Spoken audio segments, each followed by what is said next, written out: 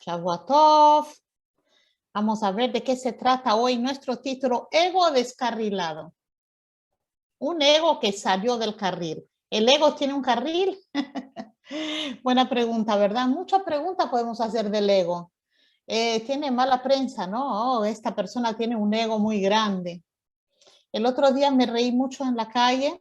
Estaba pasando por ahí, por la calle Porredón, y había un cartelito que decía, vendo mi ego. Hay varios carteles por ahí, así, no sé, me pareció tan simpático. Vendo mi ego. Debe ser que esta persona le ha causado mucho problema a su ego, porque llegó al punto de decir, bueno, vendo mi ego. Entonces, el ego es bueno, el ego, ahí están saludando las próximas, Diora, Silvia, ¿qué tal? Shavua Tov. Pero empezamos recién ahora, recién empezamos. Entonces el ego es bueno, el ego es malo, nos sirve. ¿Qué hay que hacer con el ego? ¿Acabarle, matarle, quedar sin ego? ¿Y qué quedaremos? ¿Qué dice la Torá? ¿Qué opina sobre esto? Y bueno, acá es la parashá por excelencia para hablar del ego. La parashá donde hablamos del faraón, del paró y el ego del paró. ¿Y qué hay con todo esto, no? Dice el nombre de la parashá, se llama parashá Bo, donde Dios le dice a Moshe, ven al faraón, ven al faraón. En vez de decir, andate al faraón, dice, ven, sí, ven al faraón. O sea, quiere decir, yo voy contigo. Ven, vamos al faraón. ¿A qué se refiere esto? Estamos en el medio de las plagas, donde previo a la salida de los judíos de Egipto, ¿se recuerdan? Tuvimos todas las 10 plagas. Y en el medio de esto, antes de la plaga de las langostas, que fue la 8ª plaga, Dios le dice, ven al faraón, ven al palacio. ¿Por qué al palacio? Porque hasta ahora todas las conversaciones no eran en el palacio. Cuando Moshe hablaba con el faraón, era en el río, ahí al lado del río, cuando el faraón se levantaba e iba a hacer sus necesidades ahí, porque decía que él era un dios y no tenía esas cosas, entonces se escondía ahí. Y entonces ahí le agarraban al faraón y ahí hablaban con él. Bien. Entonces ahora Dios le dice, ven al faraón, ven al palacio del faraón. Acá hay que entender qué significa eso de ir ahí, porque algo no se entiende. Cuando uno va al lugar de la persona, es como que le estás dando más importancia, ¿verdad? Por ejemplo, si yo me encuentro con un abogado en una confitería, por ejemplo, bueno, está bien, es un abogado, me recuerdo que es un abogado, pero estamos en la confitería, entonces como que no es como algo más suave, digamos. Ahora, si yo voy en su lugar de trabajo, es como que estoy reconociendo su puesto. Donde uno va al lugar del otro, como que está reconociendo su título, ¿no? Lo que la persona representa. Entonces, cuando Moshe se encontraba con el faraón en el río, bueno, era un encuentro, está bien, pero ahora ¿qué pide Dios? Andate al palacio del faraón, allá donde él realmente es el dueño, o sea, es su esencia, toda está en el palacio.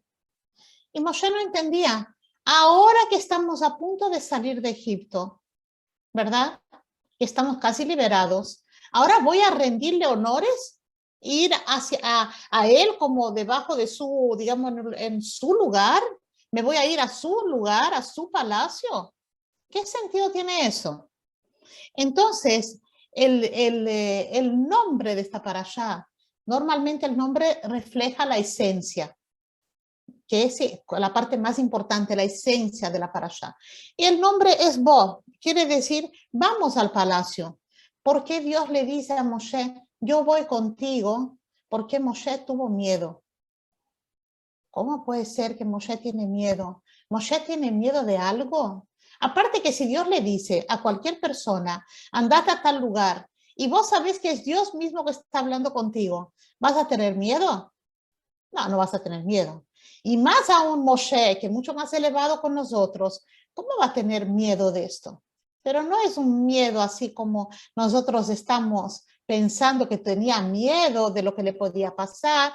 Es otro tipo de miedo, como una, como decir, ¿cómo voy a poder ver esto? Ya lo vamos a explicar más adelante, ¿no? Entonces, está escrito, el profeta Yehezkel dice lo siguiente. Describe al faraón como la gran serpiente que habita en el medio de sus arroyos. Quien dice, mi río es mío y yo me he hecho a mí mismo. Así es simple. Yo me hice a mí. El faraón decía que él se hizo a sí mismo. Parece algo muy tonto, ¿no? Decir, yo me hice a mí. ¿Cómo puede ser que alguien diga eso? Pero en otras palabras también se puede hacer una analogía cuando una persona dice, mira, yo no dependí de nadie, nadie me ayudó, es así, yo lo hice solo, yo me hice a mí mismo. Hoy en día la posición donde estoy, el trabajo, la familia, lo que sea, lo que conquisté, es porque yo me hice a mí mismo, no tuve ayuda de nadie. Eso sería lo equivalente. Cuando el faraón dice, yo me hice a mí mismo, es un tipo de idolatría. Me estoy idolatrando a mí. Yo soy el Dios que yo me hice a mí mismo. Todo mi éxito me lo debo a mí, no a más nadie. Es un tipo de idolatría hacia uno mismo. Entonces, ¿qué tiene que hacer Moshe ahora? Tiene que advertir sobre la plaga de las langostas, pero tiene que volver al palacio para eso. Moshe no entiende. Ahora que estamos a punto de salir, tengo que volver al palacio. Y Dios le dice, sí, porque vos querés ser libre, de verdad, quieres llevar el pueblo a una libertad, tienen que aprender una lección antes de salir. Y la lección está allá, volver a ese palacio, hay algo para aprender allá. Y si no lo aprenden, no van a ser libres. Y usando esa analogía para nosotros mismos, si nosotros queremos ser libres de nuestra vida, tenemos que aprender esta lección que aprendió Moshe en el palacio, la misma lección que tenemos que aprender nosotros. Ellos, la libertad de salir de Egipto y también la libertad de ser un pueblo. Hay que aprender algo antes de salir. Entonces, por eso hay que volver a ese palacio. Ahora, en el palacio, ¿qué significa? ¿Qué es la casa de una persona? Casa de una persona es el lugar a donde uno está relajado, ¿no? Suele ser así, donde uno se pone una ropa cómoda, uno se saca los zapatos, uno es uno mismo, ¿verdad? Nuestra esencia está más en nuestra casa. Y así mismo el faraón. El faraón era diferente en diferentes lugares, era malo, malo acá, malo allá, etc. Pero en su casa, imagínense lo que era. Era la esencia de él. Toda la maldad estaba concentrada ahí en el palacio. Y ahí es donde Dios dice, tenés que ir ahí.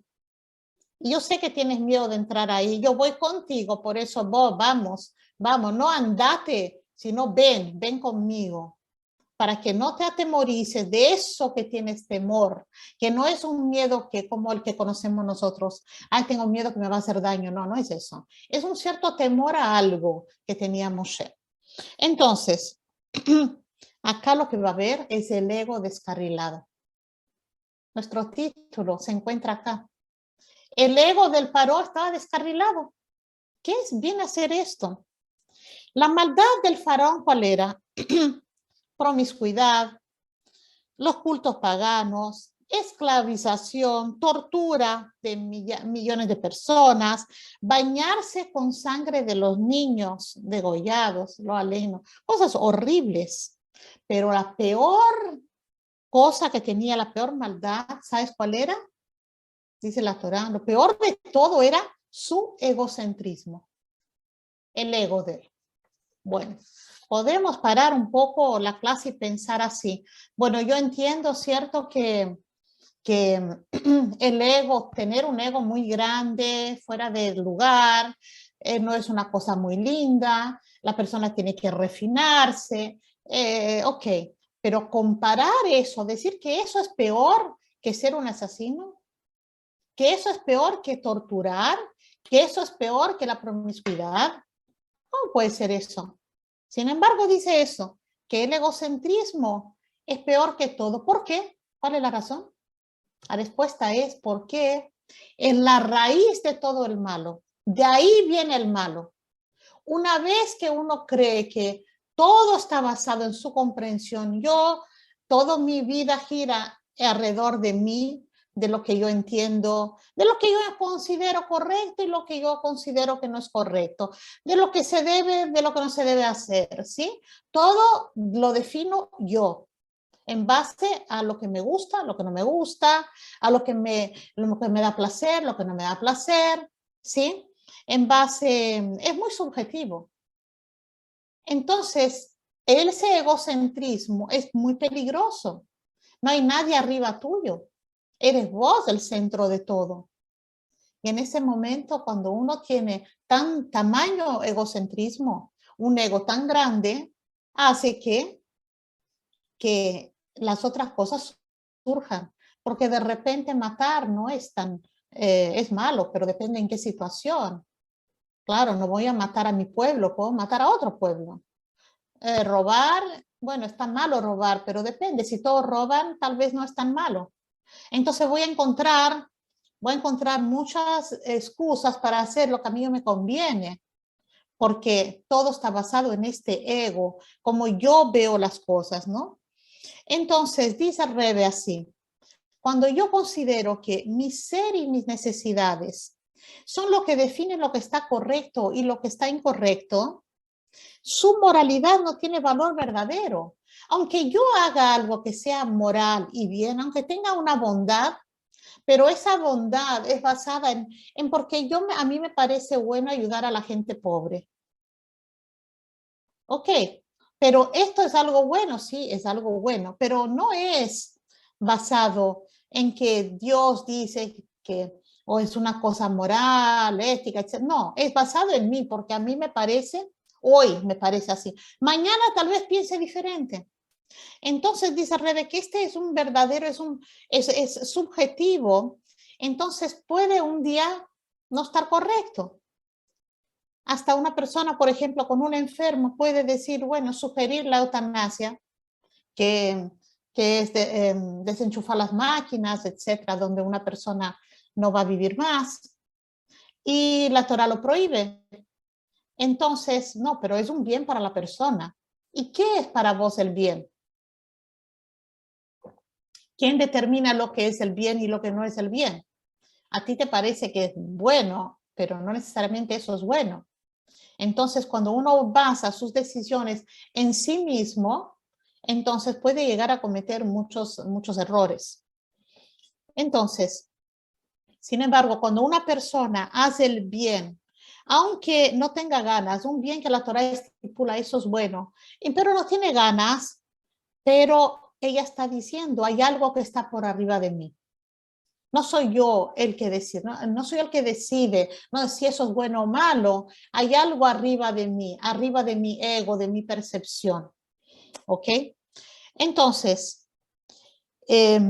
cuando una persona no le importa la voluntad divina, por principio, no por Yetzer Hara, porque a veces uno dice, bueno, hay que hacer esa mitzvah, pero no sé, no tengo ganas de esto o lo otro. Bueno, es el Yetzer Hara por su conveniencia. Eso es un tema, es una cosa. Hay otra cosa que es, no, por principio. Por principio yo no voy a seguir, no creo que hay un Dios que me tenga que decir nada. Si yo voy a hacer algo bueno es solamente porque yo entiendo que es bueno, no porque hay un Dios acá, no existe. Yo me hice a mí mismo, nadie me ayudó, Dios no me ayudó. Nadie me ayudó. Yo llegué hasta donde llegué porque yo, como dice el faraón, yo me hice a mí mismo. Entonces, él está diciendo, el bien es lo que yo tengo ganas y el mal es lo contrario. Yo soy mi amo y yo soy mi Dios. Eso es lo que está diciendo. Entonces, el faraón, él era puro egocentrismo. Tenía un ego muy grande, ¿sí? Pero entonces, dice el Rebbe trae una sija muy linda donde explica, pregunta, ¿el ego es malo? ¿Debe ser arrancado? No, claro que no, el ego no es malo, el ego en sí no es malo. Una persona no puede vivir sin un ego. ¿Qué es el ego? ¿Cómo define, digamos, la Torá en relación a qué es un ego? El ego es el sentido de su propio ser, que yo sienta que yo exista. ¿no? O sea, mi autoestima está basada en que yo tengo una sensación que yo existo, no es que no soy nada. Bueno, ¿qué eres vos? Bueno, soy una persona así, así, así, tengo estas cualidades, esos defectos, etcétera. Bueno, tengo una sensación de existencia. Una persona que no tiene ninguna sensación que existe, ¿cómo puede sobrevivir? Es como que ni siquiera va a tener, necesita el ego para poder hacer mitzvot también, necesita tener esa sensación que ella existe, que ella hizo algo bueno y felicitarse que hizo algo bueno. O si hizo algo mal, ser responsable por lo que hizo. Tiene que sentir que ella existe, es su existencia. Pero, ¿cuál es el ego bueno? Es el ego que viene de dónde? De reflejo del ego de Dios. Dios también tiene un ego y nosotros somos creados a la semejanza de Hashem. Entonces, esa sensación, yo soy un ser humano, yo tengo una neshama, tengo un cuerpo, eso es derivado de que Hashem también lo tiene. Es como un reflejo de Hashem. Entonces, ¿qué pasa? El ego no es malo, porque si el ego está vinculado a Dios, está todo bien. El problema es cuando el ego se descarrila. ¿Qué significa? Cuando toda esa sensación que tengo, de repente digo, pero soy una criatura independiente, yo no dependo de Dios para nada. Es algo absurdo, ¿verdad? Porque si para respirar dependes de Dios.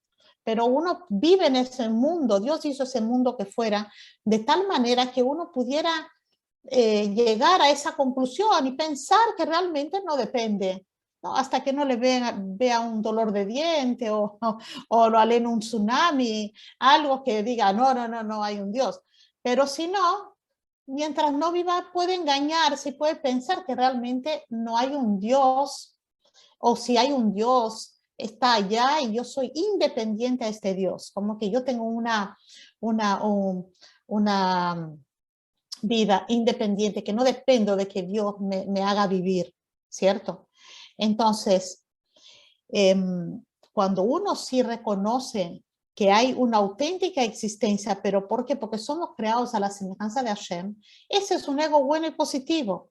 Y entonces, ¿qué pasa? Cuando nos unimos a Hashem con este ego, podemos llegar a alcanzar metas inalcanzables. Cualquier cosa podemos hacer, tenemos una fuerza increíble porque esa fuerza, digamos, este ego está conectado con Hashem y yo reconozco, bueno, yo conseguí este logro, etcétera, pero Hashem me ayudó, Baruch Hashem, etcétera. Entonces podemos llegar a cosas increíbles conectados con esto, ¿no?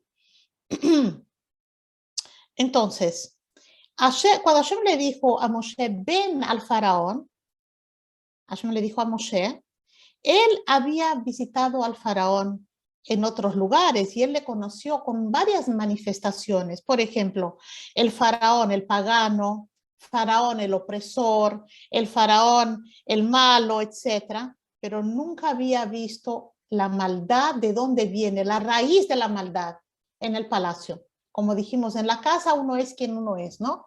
Uno no se esconde, en la casa uno es como es. Bueno, los otros que se banquen, la familia.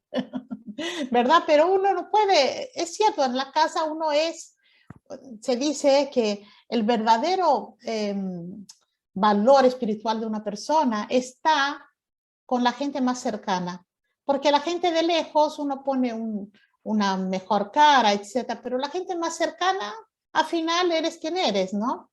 Entonces, la persona que con la gente más cercana tiene un grado bueno de espiritualidad, una persona que ayuda, comprensiva, una persona que no impone, bueno, ese es el verdadero valor, no lo que vos haces afuera. Lo que haces afuera también vale, ¿cierto? Pero el valor principal está ahí adentro, porque es realmente quien eres. Entonces, ¿qué pasaba ahí en la casa del faraón? Era su esencia de maldad estaba ahí. Y cuando Moshe escuchó eso, que tengo que ir al faraón, se aterrorizó. ¡Wow! Pero no es el miedo que pensamos, no es el miedo que tengo miedo de la maldad, del qué me va a hacer ahora, no. Él pensó así, ¿cómo puede un ser humano Contemplar una verdad tan sublime, ¿sí? Que transciende el bien y el mal y es igualmente fuente de ambos. ¿Qué significa eso? Dios le quería mostrar a Moshe que la maldad no tiene existencia propia. Todo viene de Hashem. Entonces, ¿cómo va a mostrar eso? Al humillar al faraón. Cuando van ahí y le dicen que va a haber la plaga de las langostas y todas estas cosas que pasan, el faraón ya quería dejar al pueblo salir. Faraón ya está, ya váyanse, ¿no? Pero Dios endureció el corazón del faraón, porque Dios quería que más plagas para mostrar más la grandeza de Hashem, pero también para humillarle a él dentro de su propia casa, porque él ya no quería, él ya estaba dispuesto a dejar al pueblo salir, pero no conseguía decirlo, como que era un conflicto que él tenía y al final endurecía y no entendía lo que le pasaba. Entonces ahí es donde Dios le dice a Moshe, vas a encontrar cuál es el secreto de la maldad. Y el secreto es que no hay secreto, porque la maldad no tiene existencia propia. La maldad que es una distorsión de una bondad. Imagínense lo que estoy diciendo, algo un poco profundo, ¿no? ¿Qué quiere decir un ego descarrilado? ¿Él por qué llega a tener ese ego? Porque existe el concepto de tener un ego sano. Entonces uno tiene un ego sano cuando está consciente que uno es una existencia dependiente de Dios y le agradece a Hashem por eso. Y uno siente que uno sí tiene cosas buenas, malas, etcétera. Tiene su ego, ¿ok? Pero eso es un ego bueno, que es necesario y no hay que terminar con ese ego. Ahora, ¿cómo llegamos al ego descarrilado? Cuando cortamos la conexión con Dios y decimos, yo me hice a mí mismo, yo no necesito de nadie, yo soy yo, ¿sí? Yo entiendo más de todo. Entonces, en ese momento no descarrilamos. Entonces, ¿de dónde vino ese ego malo, descarrilado? Viene de que existe un ego bueno. Entonces, es una distorsión que se va distorsionando hasta que llega al ego malo. Pero no es que existe algo como independiente, no, él existe porque existe el bueno. Entonces, en realidad, todo viene de Hashem. Como dice, bien conmigo, dice Dios, entremos en el palacio y descubramos que el mal no tiene subsistencia en realidad. Entonces, las maldades que existen en el mundo no existen. Obvio que existen. ¿Hay maldad en el mundo? Hay, pero no es una maldad independiente. Yo quiero ser malo. Esta maldad viene de una carencia. Mucha gente sabe que gente que por ejemplo, ataca a otras personas, que es violento, es porque tienen carencias propias. Entonces viene de algo de una falta de algo. O sea, no es una maldad porque, bueno, elegí ser malo porque me gusta ser malo. No es porque le falta algo a la persona. Y todo viene de una misma fuente. ¿No? De pensar que, bueno, Dios es uno y existe la maldad, no sé con quién, con el diablo, qué sé yo, y la bondad viene de Dios. No, no es así. Vamos al palacio para que veas que todo viene de una misma fuente. ¿Por qué? Porque ustedes están a punto de salir libres de Egipto. Salir libres de Egipto no es solo salir del país, es tener esa libertad interior, ¿ok? No ser esclavo de sus propias limitaciones.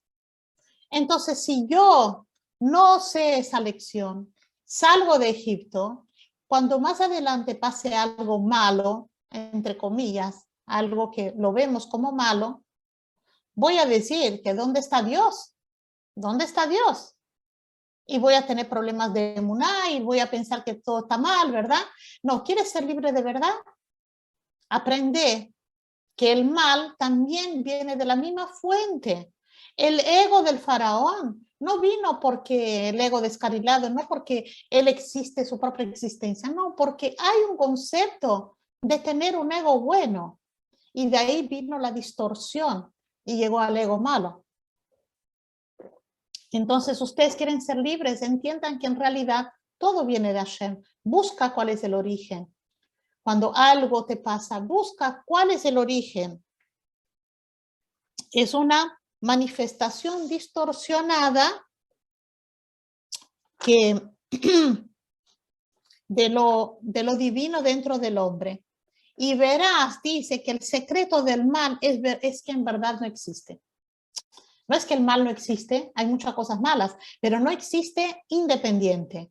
Él está por algo, hay una raíz más profunda, que hay algo de bueno, porque incluso cuando la gente hace maldades, a veces cree que es para bien, porque le quiero corregir, porque es para bien, y uno tiene esa excusa, todo es como, hay alguna base, vas a encontrar ahí abajo de algo de bien.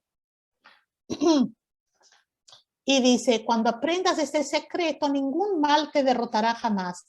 Y ahí serás libre, cuando entenderás que todo viene de Hashem, que es bueno.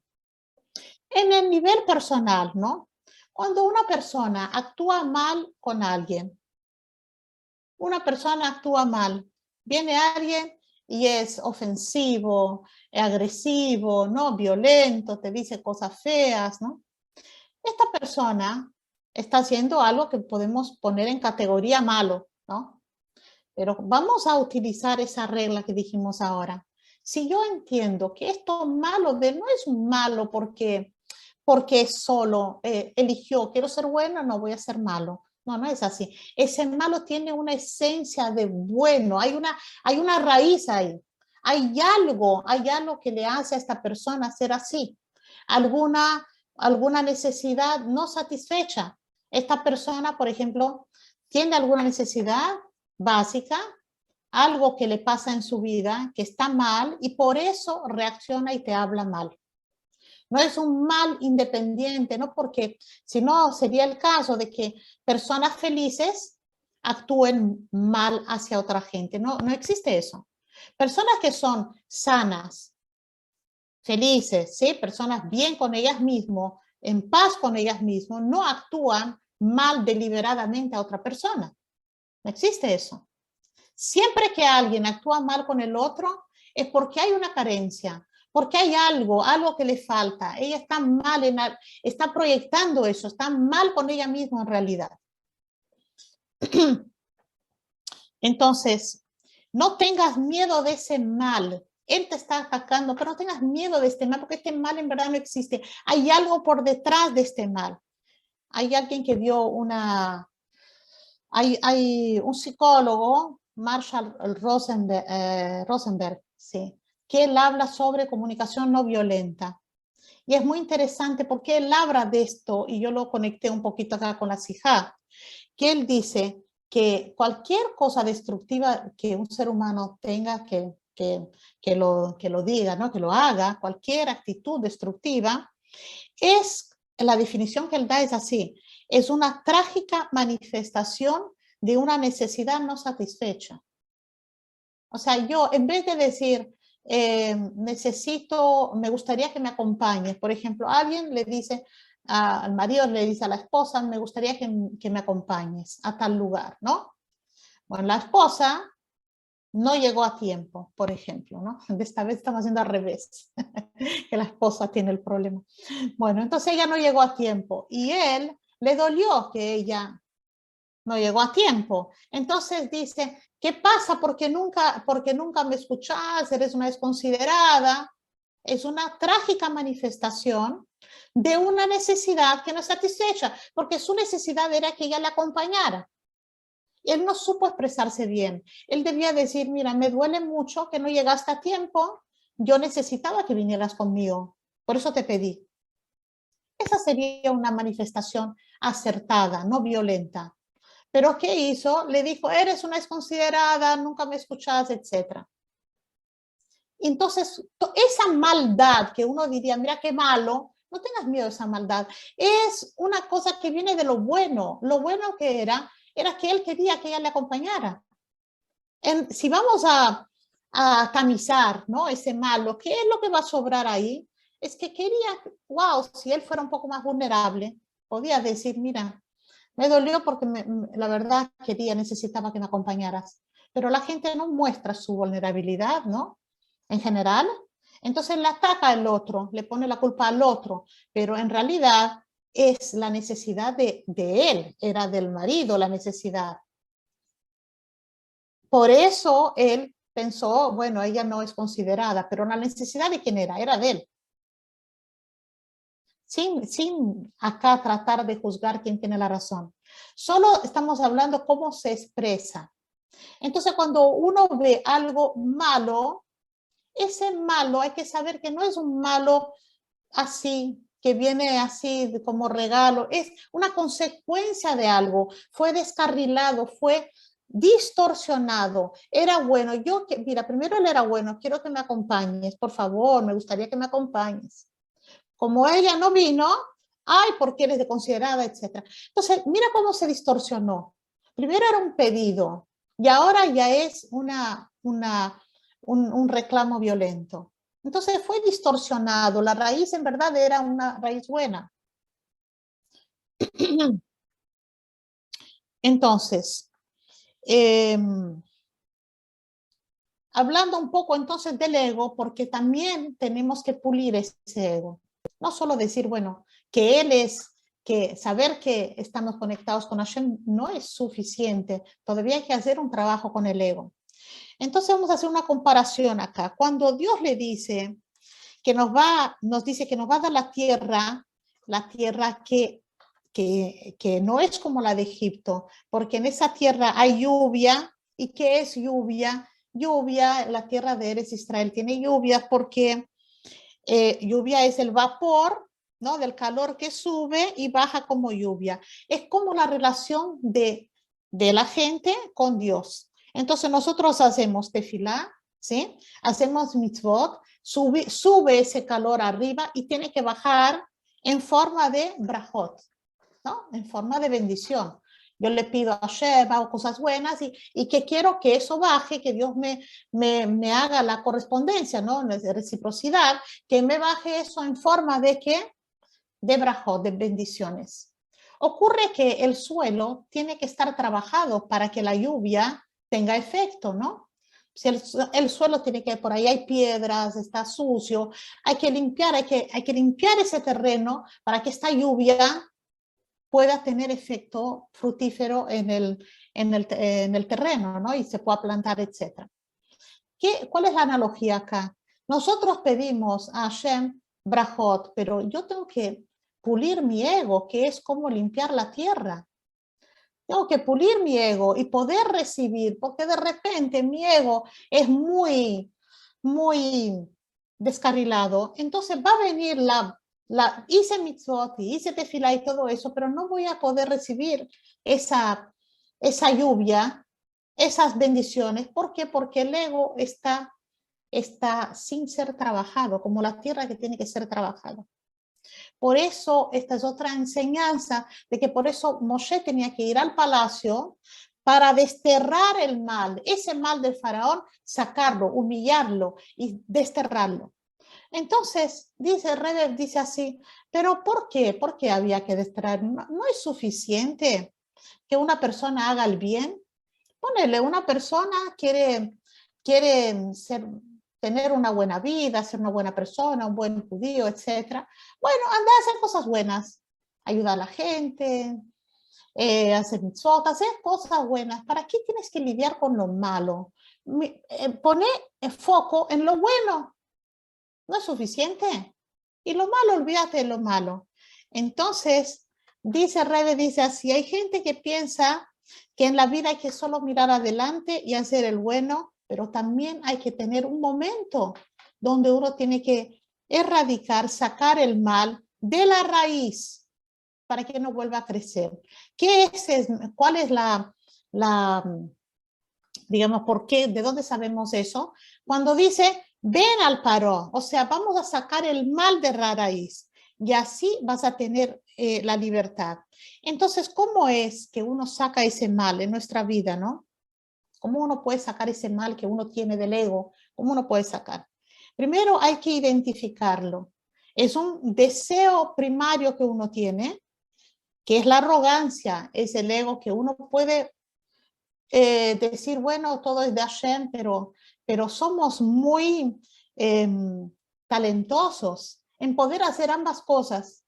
Yo puedo reconocer que hay un Dios y que Dios me da todo, etcétera, y al mismo tiempo tener un ego arrogante sobre las personas.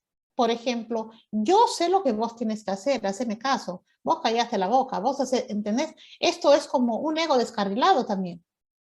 ¿Quién dijo que yo sé más que el otro? Entonces, primero tengo que, eso, para erradicar, sacar ese mal que está ahí, que es producto del ego, tengo que identificarlo, ¿sí? ¿Y a dónde está? Por ejemplo, eso tiene base en los deseos. Deseo de controlar a la gente.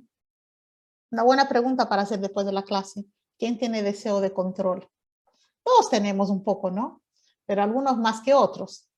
Entonces, deseo de tener la razón, muy común. Todos queremos tener la razón.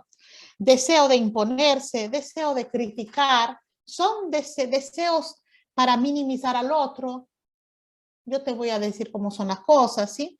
Entonces, ¿qué tengo que hacer para erradicar esto? Controlar este ego, poder pulirlo un poco para poder recibir estas brajot, esta lluvia que viene. Sí, es difícil, sí, es muy difícil. Claro que es difícil, es un trabajo de por vida. Identificarlo, ver, tratar de pulirlo, de tener un ego más refinado, es difícil. Incluso me recordé de un dicho que escuché una vez que dice así: mantén tus palabras suaves por si algún día te las tienes que tragar, que no sea tan difícil. Me pareció simpático, ¿no? Mantén tus palabras suaves porque tal vez algún día las tengas que tragar. Entonces, si son suaves, va a ser más fácil tragarlas, ¿verdad? Entonces, otra persona decía, me cuesta mucho reconocer cuando me equivoco. Hasta me da un dolor físico. Físico, me duele la panza, me siento mal, tengo que reconocer, como que parece que el mundo entero, eso es producto del ego.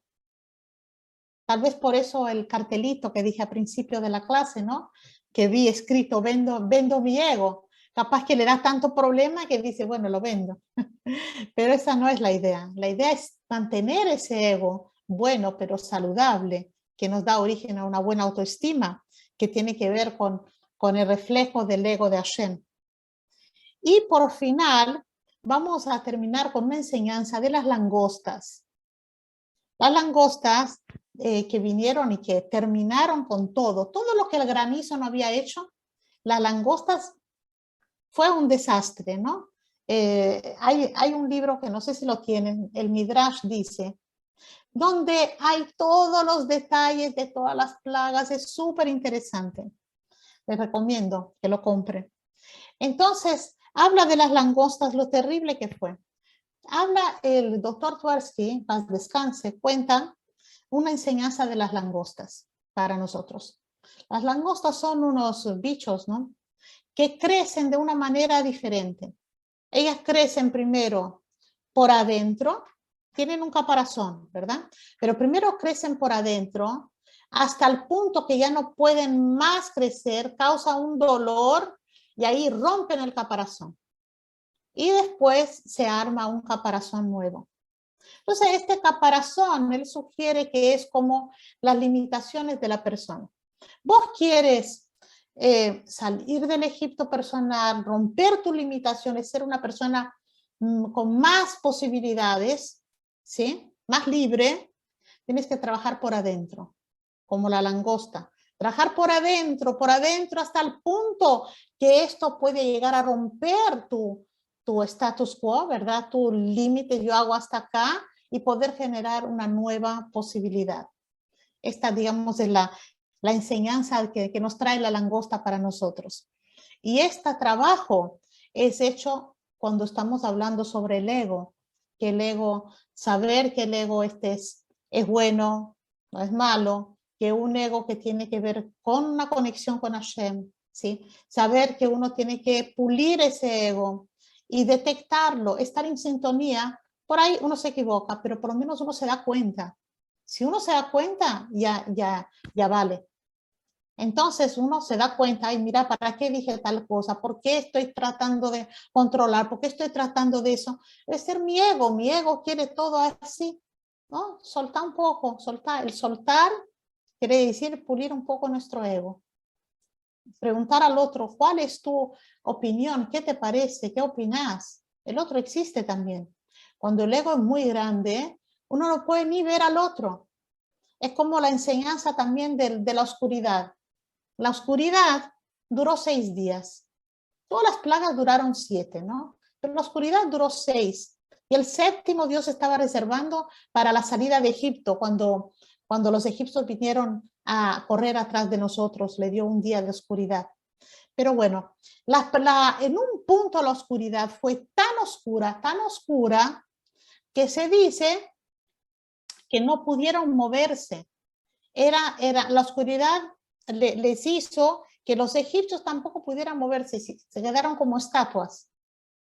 Entonces acá aprendemos también algo, que cuando una persona no puede ver al otro, ¿no? La analogía, uno no puede ver, para mí el otro no existe, tú lo que vos necesitas ni siquiera te pregunto, uno no puede ver al otro, entonces uno tampoco puede moverse de su lugar. Voy a seguir ahí, ahí como estoy, esa persona mediocre. Ahora, si yo puedo ver al otro, puedo moverme, puedo crecer como persona, etc. Ese es nuestro trabajo para siempre luchar por tener este ego bueno y positivo, que la Torá nos dice que sí es necesario. Por eso no es el caso de anular el ego, este no es el caso es de tenerlo a él, pero de una forma sana, como es el origen de todo. El origen es la bondad y la conexión con Hashem. Bueno,